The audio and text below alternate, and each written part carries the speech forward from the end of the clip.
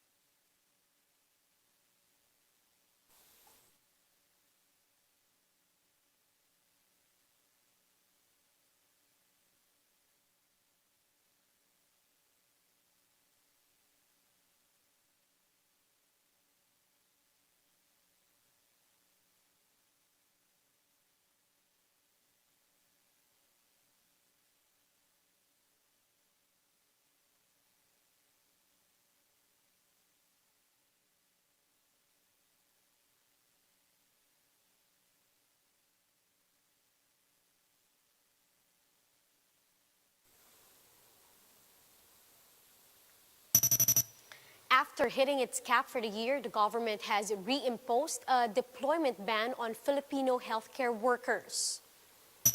The budget department says the government still needs 25 billion pesos more to fund its procurement of COVID vaccines.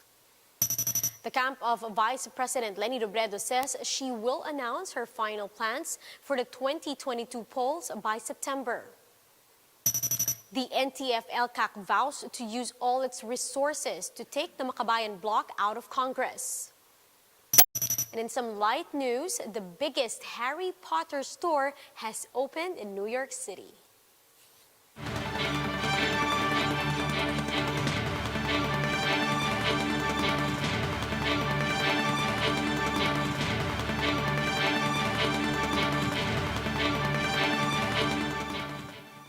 Fast, focused, and fearless. Here's everything you need to know to jumpstart your weekend. I'm Riza Diaz. The government has reimposed a temporary deployment ban on healthcare workers. According to the POEA, the annual deployment ceiling of 5,000 new hires has already been reached. Recall that last year, the country implemented a deployment ban on healthcare workers in an effort to prevent a depletion in the manpower of local hospitals. This was later scrapped, but the government set a deployment cap of only 5,000 healthcare workers annually. But the POEA clarifies that those who were already issued their overseas employment certificates will still be allowed to depart for their overseas employment. The government has reduced the quarantine period for people who have been vaccinated in the country. The quarantine period for qualified people is now 7 days, less than the previous 14 days. But this does not apply to those vaccinated outside the country.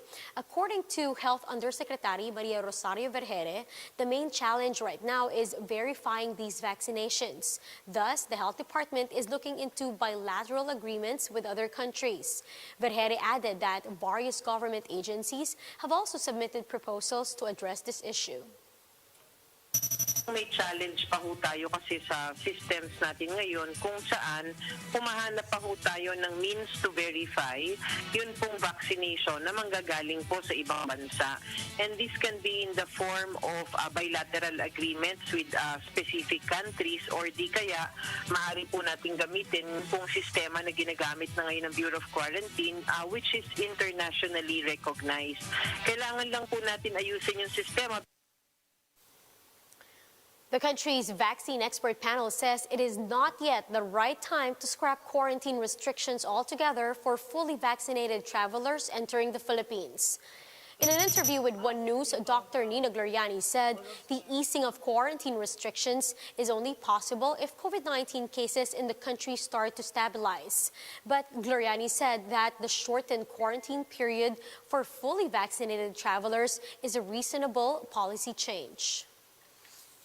We are hoping that will happen, but until we have these figures, the cases of COVID-19 is really stabilizing and all other indicators of the disease and the epidemic will be more or less stable, then we may get to that. Of course, we have to always be positive about these things, but not now. I don't think so, not at this time.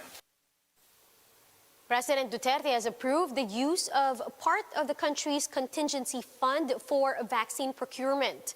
That's according to Budget Secretary Wendell Abisado, who said that the country needs 25 billion pesos more on top of its 82 billion peso estimate for vaccine procurement. He said that the government has already tapped the contingency fund for the procurement of 4 million doses of vaccines worth 2.5 billion pesos. Abisado added that the Budget Department has already released a special allotment release order and notice of cash allocation to the Health Department for this purpose. Bakit kailangan kumuha nga sa contingency fund? Dahil nga po talagang kulang ang pondo natin at talagang kailangan pa natin ng mas marami pang vaccine at nakikipag-unahan nga tayo sa ibang bansa. Kaya nga po, itong lahat ng ito ay covered ng mga loan agreements. Ka-approve lang ng ating Pangulo ng 2.5 billion equivalent to 56 million US dollars chargeable against the 2021 contingency fund. Ang amount po na ito will cover the payment of around 4 million doses of vaccines.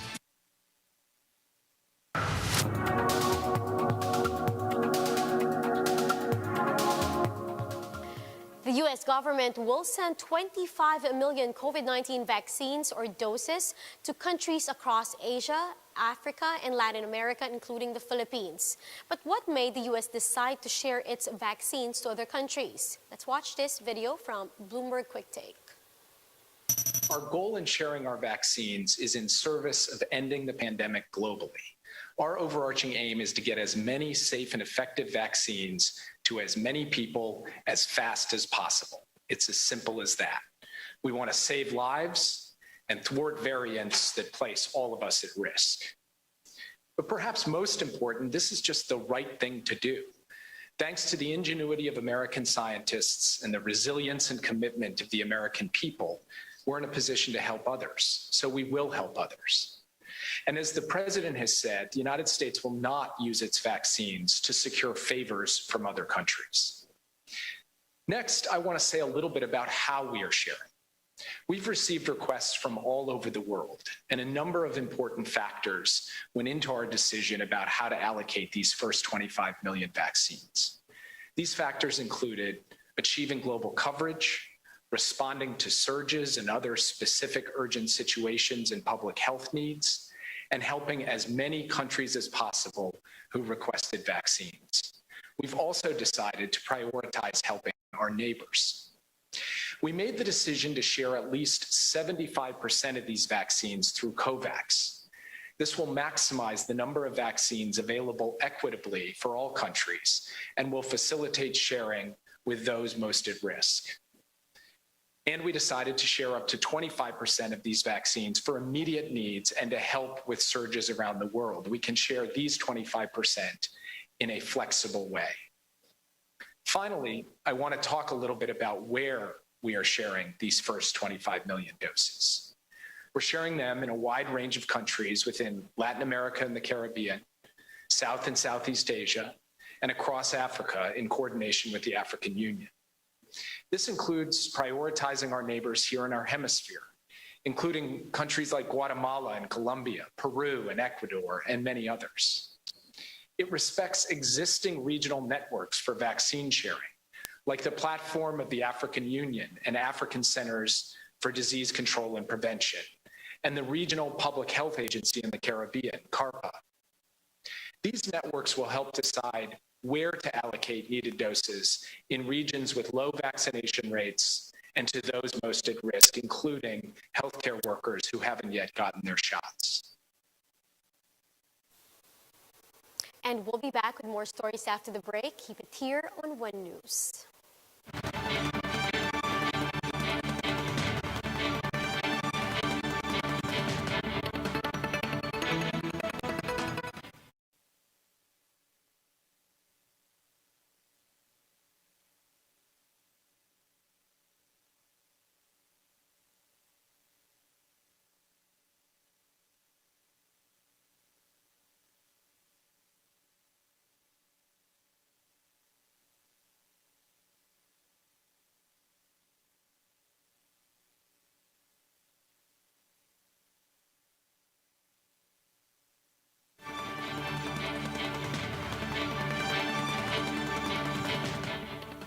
You're still watching One News Now. I'm Riza Diaz. Vice President Leni Robredo will announce her final decision to run in the 2022 elections by September, according to her spokesperson. Speaking to One News, the chief's attorney Barry Gutierrez said that Robredo will decide whether she will be a candidate for the 2022 polls or not a month before the filing of candidacy. Gutierrez adds that the vice president is going through her own process in deciding to run for a local or a national post. Everybody can rest assured that she is weighing this very carefully. She takes her responsibility as the leader of the opposition very seriously. And in her own time, she will make her decision known. Gutierrez also said that the vice president recognizes the needs for unity among members of the opposition bloc for next year's elections. Robredo prefers to allow the selection process of the Isang Bayan coalition to unfold on its own rather than claiming leadership of the opposition right now. If the opposition is going to have any chance, you want as many people and as many groups as possible under your tent. And that's what Isang Bayan provides. It's a more or less neutral venue where people from various persuasions can come together and hopefully come to some level of unity and agreement. PDP Laban's former president, Senator Coco Pimentel, praised Davao City Mayor Sara Duterte for rejecting the offer to hijack the party by joining the ruling party for the 2022 polls. Pimentel said that the rogue elements in PDP Laban proposed to Mayor Sara to join the party. But he says her decision to turn down the suggestion shows that she is, quote, a person with principles who may be interested in strengthening the party system in the country. Pimentel adds that PDP Laban will field homegrown candidates for the 2022 elections as they are not lacking in talent. The NTF-ELCAC vows to use all of its resources to take out the MAKABAYAN bloc from Congress ahead of next year's polls. Task Force spokesperson Lorraine Badoy told the Philippine Star that they want the 6 lawmakers of MAKABAYAN removed from their post in the House of Representatives. Badoy listed Carlos Zarate and 5 other congressmen as alleged high-ranking members of the CPP, NPA, and DF. She also said that the NTF-ELCAC filed several cases before COMELEC which seek to disqualify the MAKABAYAN bloc from the 2022 elections. However, the NTF-ELCAC spokesperson clarified that they are only targeting the MAKABAYAN bloc and not the entire opposition. Wands out, Potterheads! The world's largest Harry Potter store has opened in New York. Fans of the generation-defining book and movie series waited in line for hours wearing Hogwarts robes and brandishing wands under heavy rain nonetheless. Now, inside, Potterheads snapped photos in various magical locations, drank butterbeer, and tried on the Quidditch robes. The store has supposed to open last year but was delayed due to the coronavirus pandemic. And that's how today is shaping up to be. Join us later again at 12 in the morning as we continue to monitor the day's biggest stories from sunrise to sundown. You can also catch One News on Signal Play app. Register for a free account now at www.signalplay.com and stream One News live anytime, anywhere. I'm Riza Diaz. We are One News.